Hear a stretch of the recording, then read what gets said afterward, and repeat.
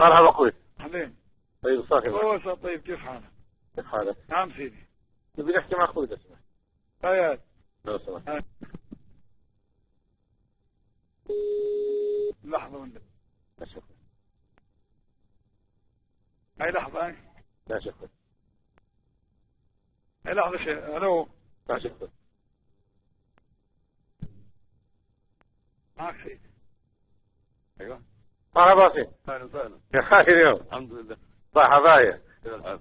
يلا دينا طيب. الله يبارك فيك. انا يا سيدي تابعت خطاب اوباما بكل دقة. ها؟ قلت لك تابعت خطاب الرئيس اوباما بكل دقة. إيه.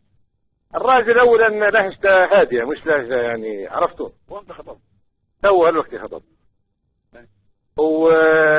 وبعدين تكلم عن موضوع عنده بعض المعلومات شكلها يعني مغلوطة زي موضوع المدنيين.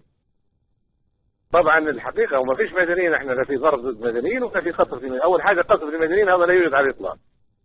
بعدين ضرب لمدنيين لا يوجد على الاطلاق. هي عصابات، بعض الناس عصابات مدربة ومسلحة سرقت سلاح، لو كان سرقتها في نيويورك وسرقتها في واشنطن، احنا اتوقع الرئيس اوباما اكيد حيبعث لهم شرطة يقول لهم تفاهموا انتوا وياهم ما تخلوهمش يروعوا المواطنين وكذا كذا. وبعدين في نفس الوقت هم اللي يبادروا بعملية الهجوم وهم اللي يهاجموا في الناس وهم اللي مروعين الناس والناس قاعدين يستغيثوا منهم والى اخره. الجانب الاخر تكلم عن موضوع اخر.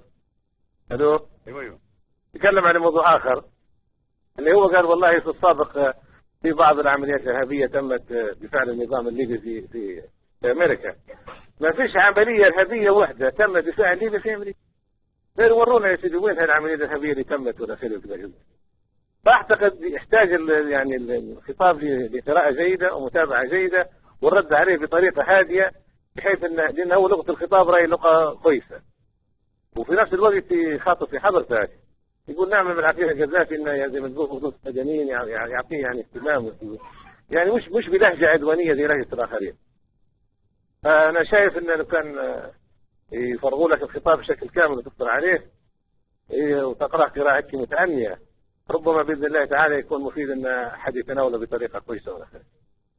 ايوه. ولو اليابان ما يجينا ليش سفير؟ ما مش قاعد سفير ها؟ مش قاعد، مش نهار انت قلت لك عليها. كذا من يطلبوا لي قالوا لي اخبار كله زي حد. اي عبد الله غالب يا سيدي ما نعمله بالنية. هي اليابان بروح انتهت تقريبا شو السفارة؟ اليابان بروح مع زي حد. لا عاد هناك في يابان كلهم هجرة. خلاص هم بمجرد ما قالوا تجميد الأرصدة عدوا كلهم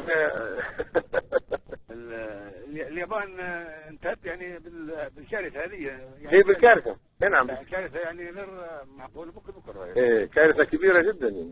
حاجة لا حول ولا قوة إلا بالله. أكبر من الحرب العالمية الثانية. ايه صح مليارات تريليونات راحوا فيها. وحتى الاقتصاديات الأخرى ضربت فيها. الأمريكان عندهم والبلجيكيين والدنماركيين كل اقتصادياتهم استثمارات يعني انعكست حتى على الاستثمارات الآخرين. مش غير على اليابانيين بس يعني. هو ما فيش اتصال بالمناطق هذيك اللي قبل. اي والله ما في كلها. عليه ما حولنا ما فيش كلها حتى الأرضي حتى كلها مسكر. والله بدري حتى كلمت عبد الله قلت يا عبد الله الموضوع منا والله منهم قال لي والله عبد الله قال لي ظني منا لكن ماني عارف المعلومات صحيحة والله غير كثرت. هذا الموضوع مهم. لأن هم طبعا جابوا المدة الأولى للمصريين وجابوا جماعة الفودافون يساعدوا فيهم في الاتصالات إلى آخره. ذلك هذا واحد من الأسباب هذا. ممكن. فهم طبعا حاسين ان احنا نديروا في اتصالات ونحركوا في الناس ونتكلم وكذا كذا فيقول لك احسن حاجه نقطع هذه الاتصالات عليهم. وبعض الناس طبعا يستغيثوا من غادي ويتصلوا بالاذاعه ويتصلوا يعني. فحتى ما يبغاش هذا. خاصه بعد شافوا الاذاعه اتصال الاذاعه وفعلا استغاثات حقيقيه اثرت حتى في الناس الحقيقه. ما في الكلمه اللي قلتها امس هي سمعوها ولا ما سمعوهاش. والله طبعا هي جابوها في الاذاعه المرئيه وفي المسموعه. اكيد سمعوها لكن للاسف ما عليه ما حاولنا بنكلموا الناس وكذا كذا ونشوف الاثار بتاعها والى اخره. لكن نقول لك الناس والله زاقه باذن الله تعالى بطريقه زاقين الناس تعبانين والله تعبان جدا بصراحه. وفروق سيطروا وكاي وداروا مجرمين عمري مريت الحقد وعمري مريت ريتها. والله العظيم نفسيات طلعت هاي وكلام ما كناش نتوقع ان المواطن يجي منها الكلام ولا يتحدث. والله حاجة يا أخي سبحان الله، قولش دور الشيطان يتحدث ولا حاجة، مش بشر. والله العظيم حاجة تكسف يعني، تقول والله أنت من هالعرب ولا منهم ولا والله وراس طيب عمر، لا مجاملة ولا حاجة من توصل قلبي واحد يقول عزب الجاه مش الرجيم من عارف الناس ولا كريت معاهم ولا شغل. حتى لكن لو هل ينزل لهم والله إن شاء الله الحال مشكلة فتيات في سنتها مو غير فتيات، لأن أنا والله ما أتقع أنا أعرف حرام عيب إنجليز مش معقول والله جرحتنا يعني حشمتنا وجرحتنا كل مرة جرح حاجة قذرة شمتت فينا العالم.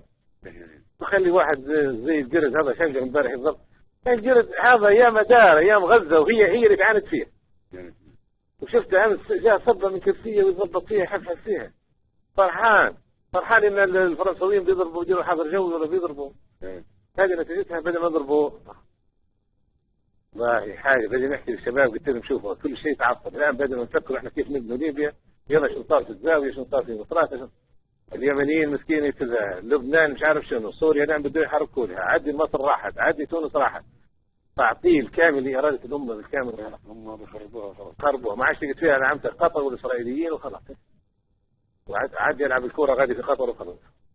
يعني حاجة مهزلة، حاجة تحشم والله العظيم يا أخي، حاجة ظلم صارخ بالنسبة لنا، ظلم صارخ، حاجة احنا بدون ما نكون سبب فيها اطلاقا. حاجة هيك يعني حاجة يعني ونين بان احنا سننتصر بإذن الله. لا والله منتصرين، والله منتصرين، والحياة وهني بيد ربك ولا بيد كلب هيك ما تعدل عليهم ولا شيء، وقروده مسوي نص قرش والله مسوي ظفرك، الله لا مجامل، وهذا كلام تاريخي وعارفه، ونقول اليوم وبكره وبعد بكره ان شاء الله ربي يحفظك، وانت راك داير خير خير خير يغطيك اليوم وبكره وبعد بكره.